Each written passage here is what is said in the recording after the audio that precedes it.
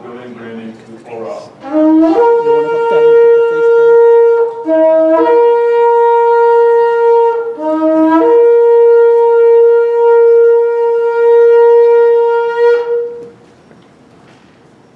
As you see, the parents are leading him forward. That's significant in regard to their responsibility to teach him and bring him to this place. The first question goes up. Who presents Alex for his bar mitzvah?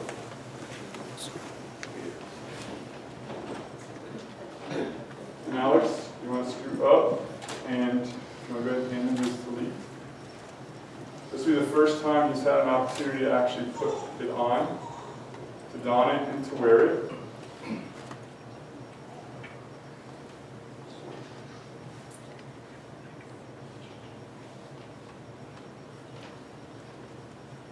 You guys want to go ahead and just place it on him?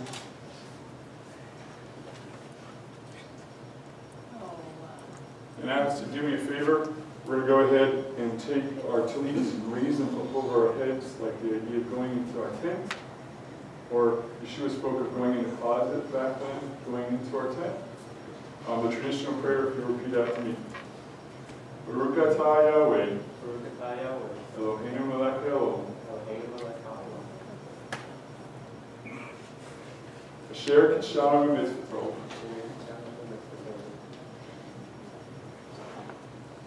Mitzvahim, mitzvot, yitzit. Blessed are you, Yahweh Elohim, King of the universe, who has sanctified us by his commandments, and commanded us to have yitzit for passes. Go ahead and you can pull down, you can give a goodbye to your mom and dad for a moment.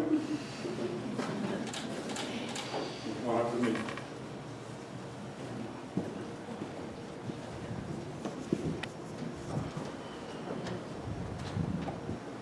You guys please stand with us.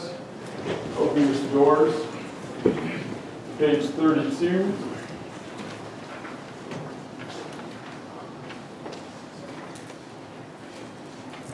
We're starting with the Ein Kamoka.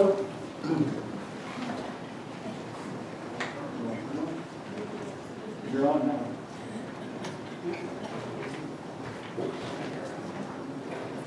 Ein Kamoka Elohim Yahweh, V'yein K'masecha, V'amru K'olamim, U'nashatika B'gadol V'ador, Yahweh Melech, Yahweh Malach, Yahweh Imlok, Le'olam Va'ed, Yahweh Ozimo Yitain, Yahweh Yored, Elohim Shalom.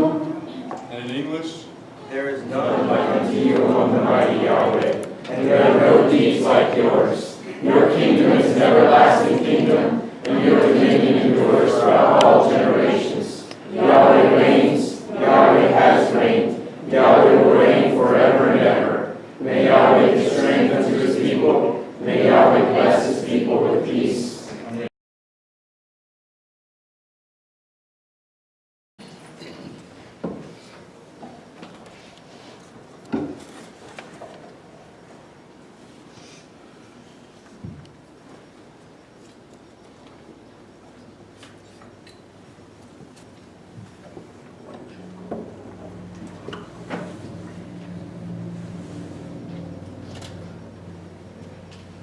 again, you'll see that he's actually holding it on his right shoulder. As you read through the scripture, his right hand is always mighty.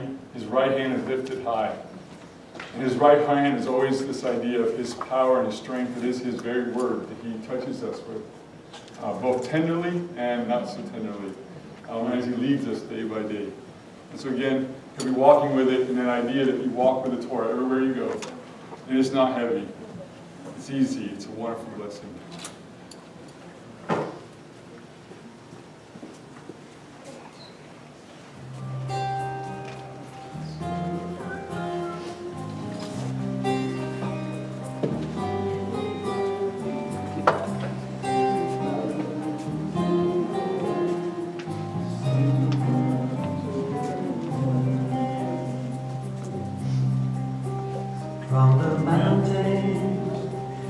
send me your word, speaking loudly, with words of fire, engraved in stone. And so I am heard, Torah is life, and my desire. In the morning, you open my eyes, speaking softly, with words of fire. Revealing your heart, so I realize Torah is life and my desire. Simchat Torah, Simchat Torah, Simchat Torah, Simchat Torah. In the evening, I enter the rest, my meditation, so sweet, so true. You open my eyes, so I realize Torah is life and my desire. Simchat Torah, Simchat Torah, Simchat Torah, Simchat Torah. Torah of blessing is the Torah of life. All that is good and all that is right. Torah of blessing is the Torah of life. Healing for the nations, a true tree of life. On Shavuot, you pour out your Ruach, speaking clearly with tongues of fire, writing your words upon my heart by your Ruach Adonai.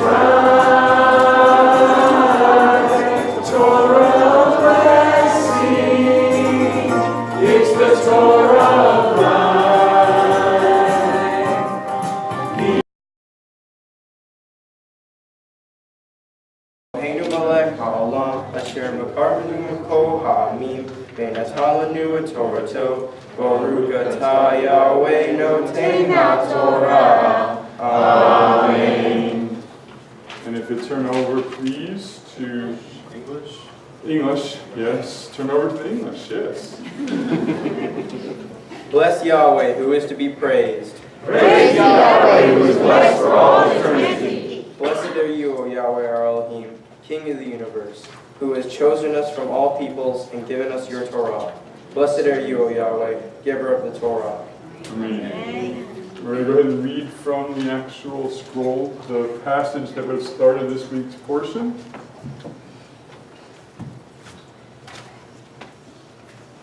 And let Toldo, Noah, Ye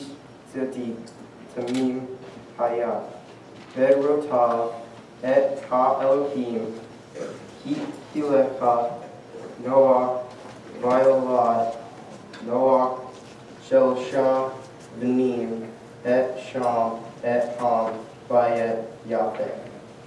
In English, There are the chronicles of Noah. Noah was a righteous man, faultless in his generation. Noah walked with God. okay. And to our post-Torah blessings, on page 34.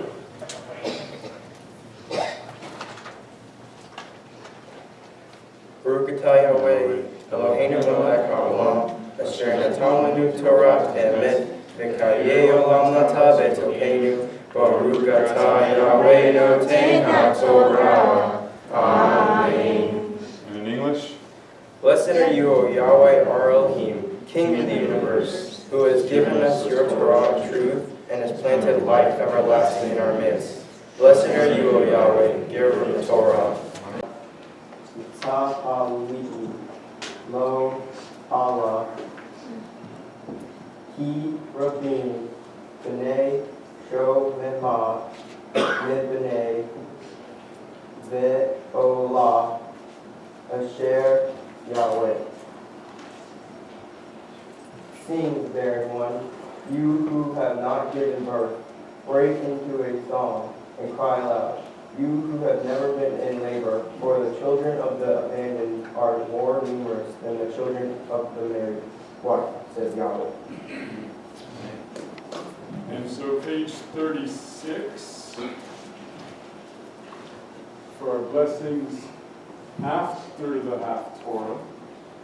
Baruch atah Yahweh, Eloheinu melech haolam, Zor kol ha'olamim, Tzedek kol hadarot, Ha'el ha'ne'eman, Ha'omer v'yosei, Ha'medaber u'mkayim, Shekol devarav, emet v'tzedek, Mehema ahan, Atahu Yahweh Eloheinu, V'ne'emanim devarecha, V'davarech ad mivarecha, Akor l'shuvrecham, Ki el melech Nehema, V'rachman ata, Baruch atah Yahweh, Ha'el ha'ne'eman, V'kol devarav.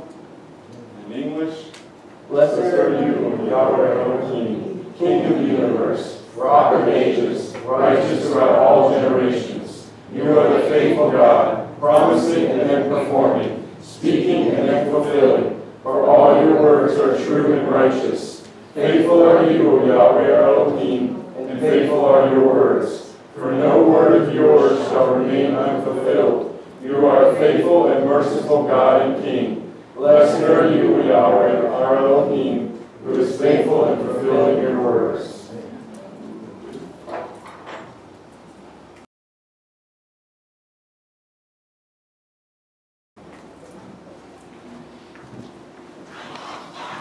go ahead and have a seat.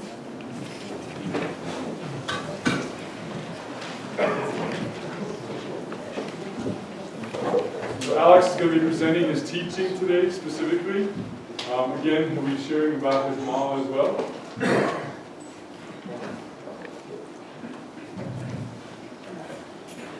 So, my Torah portion was Noah, which is Genesis 6:9 through 11:32.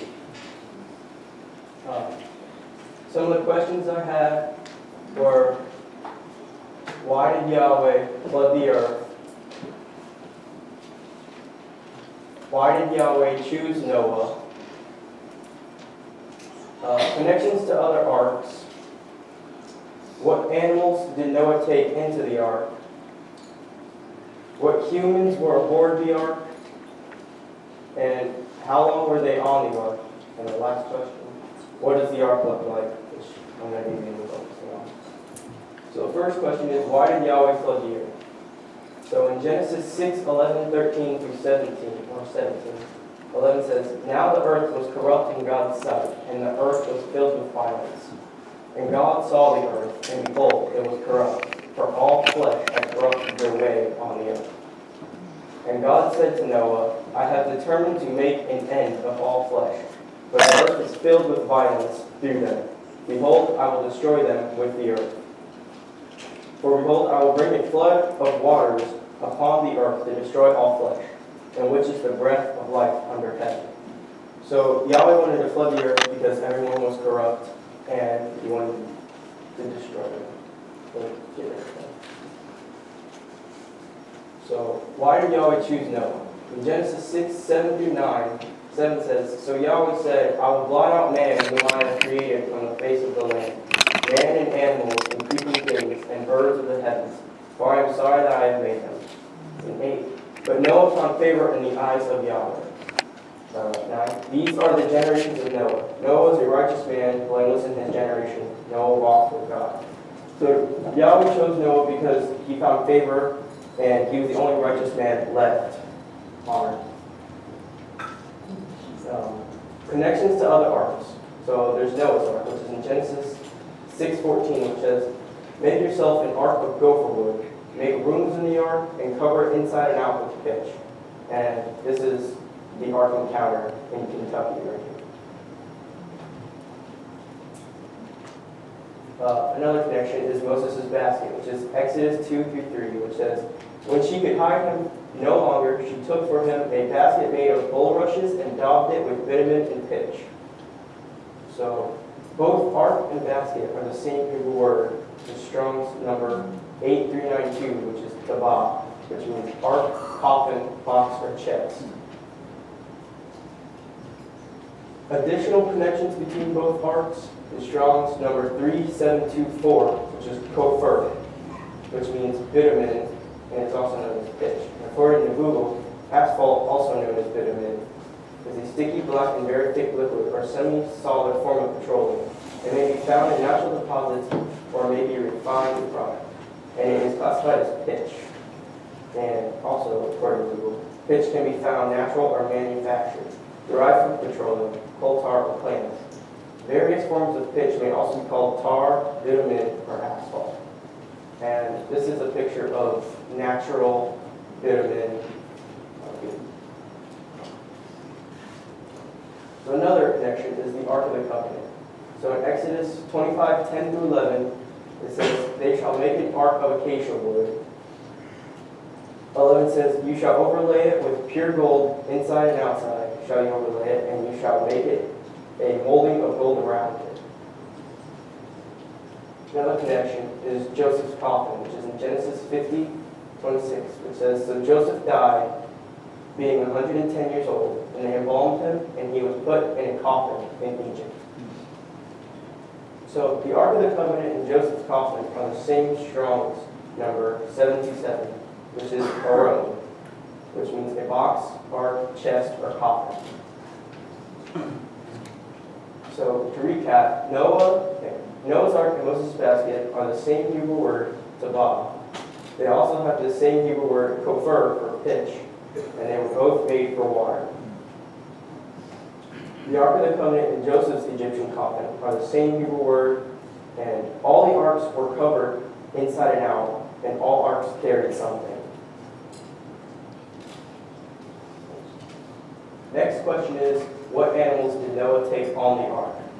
In Genesis 7, 2, 3 through 8, it says, Take with you 7 pairs of all clean animals, the male and his mate, and a pair of animals that are not clean, his male and his mate, the male and his mate. And 7 pairs of the birds of the heavens, also male and female, to keep their offspring alive on the face of the earth.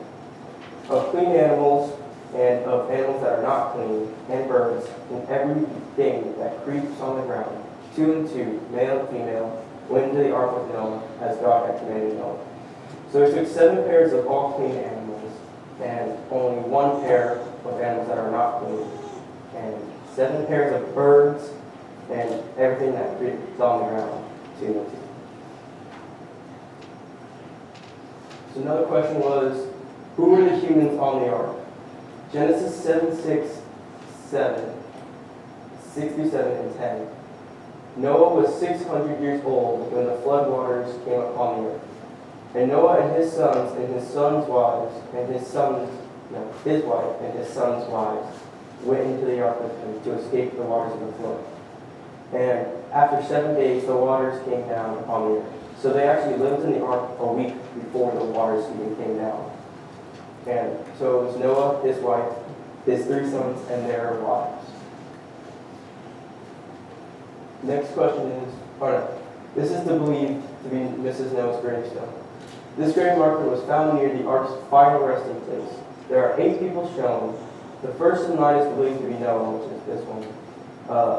The second in line is said to be his wife. And her head is down and her eyes are closed, making us think this is her grave. You can also see the boat in the water and the rainbow. So, how long were they on the ark? So, here's a graph showing the months and the days of how long it took them. So, in the second month of the 10th day, Noah and his family entered the ark, and God shut the door. On the second month, 17th day, the floodwaters came upon the earth. It rained for 40 days and nights, and water floods earth for 150 days. By the 11th month, Noah sent out a raven. He sent out a dove. He also sent out a dove, but it doesn't say what day he sent that out. And on the 11th month, on the 17th day, they waited 7 days to send the dove again. She returned with an olive leaf. So he sent out a raven, but the raven never returned. But the dove did come back. And then the 11th month, on the 24th day, they waited another 7 days to send the dove out again, and she did not come back. On the first month, on the first day, the earth was dry, and by the second month, on the 27th day, Yahweh told Noah to go out from the ark. So they actually spent over a year in the ark. The last question, what did Noah's ark look like? So in Genesis 6:14-16, 14 says, "Make yourself an ark of gopher wood. Make rooms in the ark and cover it inside and out with pitch." 15, "This is how you are to make it. The length of the ark 300 cubits, its breadth 50 cubits, and its height 30 cubits." 16, "Make a roof for the ark and finish it to a cubit above, and set the door of the ark inside. Make it with lower, second, and third decks." So let's talk about the gopher wood. What is gopher wood? So according to Wikipedia, Jewish Encyclopedia believes it to be cedar. Modern English believes it to be cypress. And this is just a bunch of different woods that could be as well. It seems like no one knows for sure what kind of wood it was. So here's our size and scaling. We scaled it 1/100 down. So 450 feet turned into 4.5 feet, 75 feet turned into 9 inches, and 45 feet turned into 5.4 inches, which is what we have here. So this is the size of a football field and the goalposts. And comparing them, Noah's Ark is 450 feet long, while the field is only 360 feet long. The ark is 75 feet wide, while the football field is 160 feet wide. And the ark is 45 feet high, and the goalposts are only 30 feet high. So it's longer, but it's not as wide, and it's a little taller. Here are some different boats that have been around. Here's Noah's Ark, and there's also Titanic, which is about 100 more meters longer than Noah's Ark.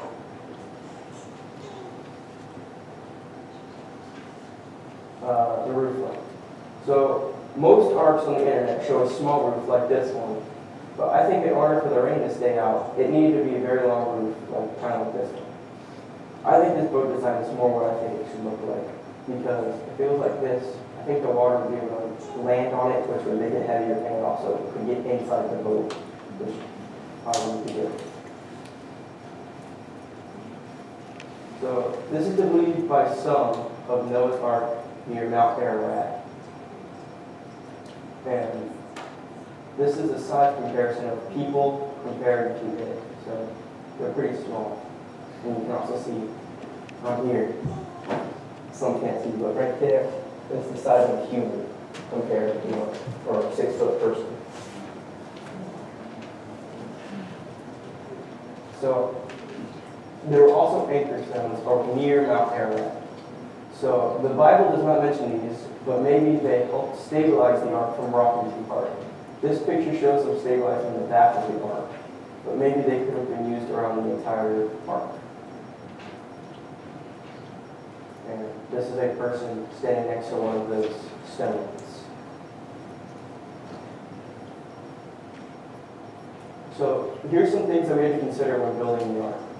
What did the floor plan look like? Was it like a complete floor, or was it like deck so you can see down all the way to the ground, or look up and you can see the roof? Were there windows? They needed some airflow, but the animals might have escaped. Were there narrow windows? Were there even any windows at all? It does mention that he opened a window to let out the doves, so there's one of the windows, but we didn't know where they were. Were the decks the same size, or were they different? According to the height, 45 feet, divided evenly by 3 decks, it would make each one 15 feet.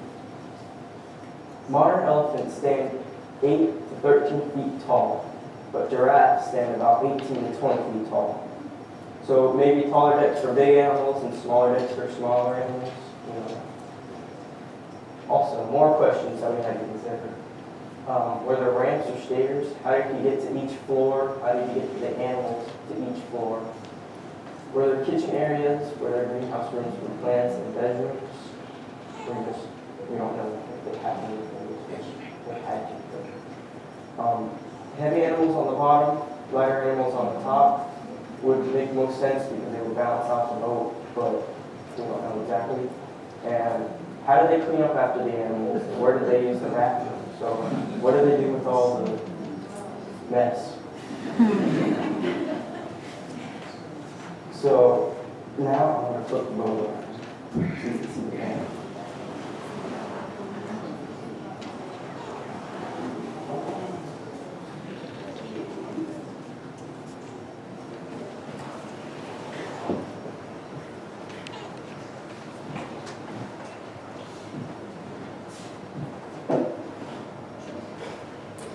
So this was us designing it and figuring out the length in this picture.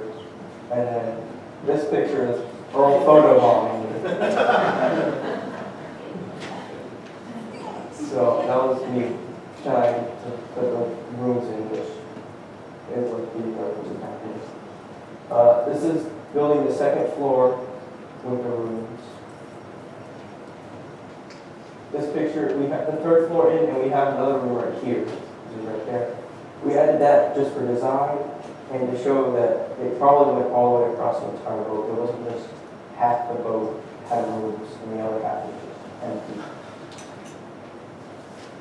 And this is the final product, and I put all the heavier animals on the bottom, and then slowly added lighter animals in the middle, and then the lightest on the top. Which is right here. That's it.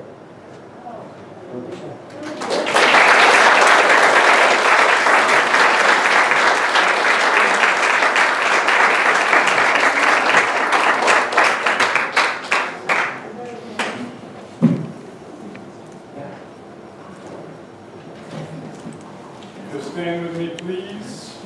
With us. Page 35, top of the page. We're going to scoot over here so we're going. Alex's dad is going to take the scroll. He's going to pick it up. Just hang on a second. Hold it up. It is tradition to see 3 columns. The point of it is the reality of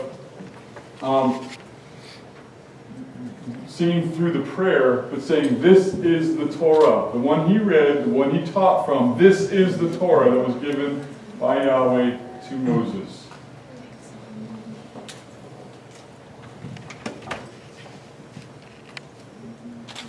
V'zot HaTorah asher sang Moshe lifnei b'nei Yisrael api Yahweh v'yad Moshe.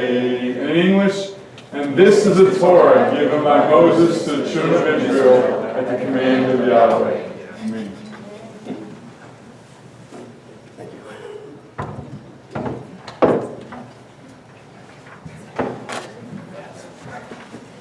Now Alex is going to go ahead and roll it up, the actual scroll. And again, each piece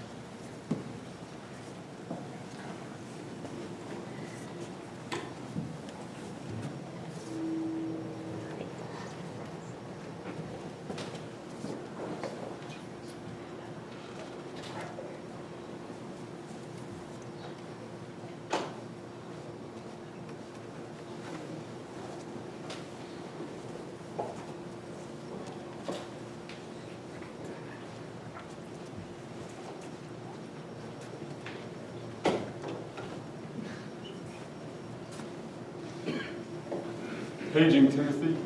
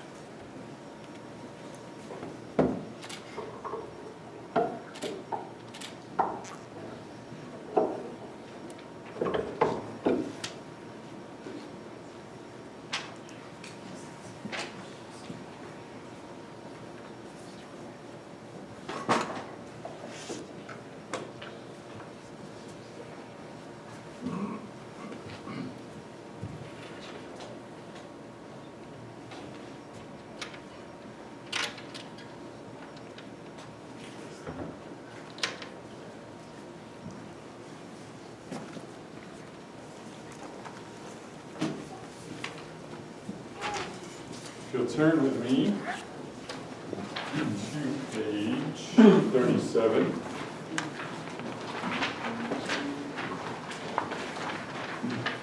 Today's Chaim.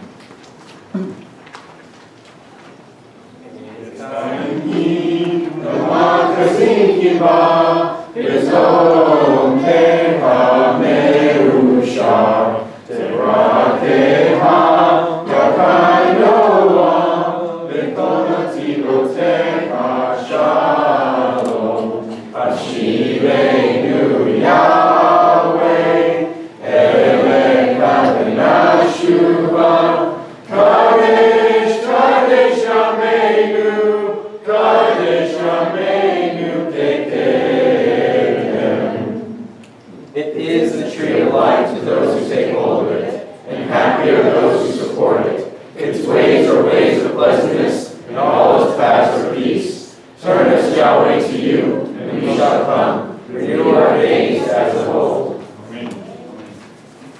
And so, it is my privilege to introduce Alex, bar mitzvah, Alex bar Avraham, Alex bar Israel, Alex bar Yahweh. Alex, son of the commandment, son of Abraham, Isaac, and Jacob, son of Israel, and son of our Father in heaven.